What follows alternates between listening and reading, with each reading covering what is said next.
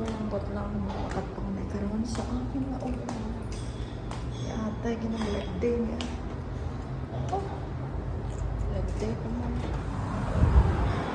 So, the weather now in Kuwait is grabe gid ka-init and it's sunstorming again, guys.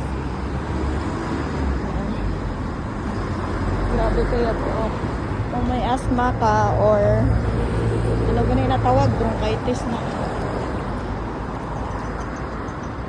Dapat mag-face mask dito.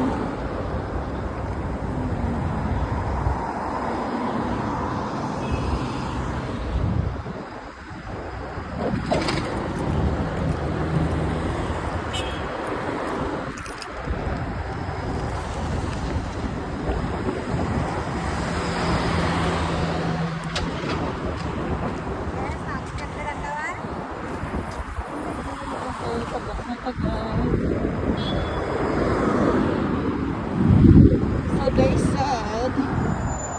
bali nila ako na starting July 3. Ang weather ko na sa Kuwait na init pagid kag super sandstorm. So halong kita tanan kaya nga delikado man ang lapot. Delikado pa yung lapot.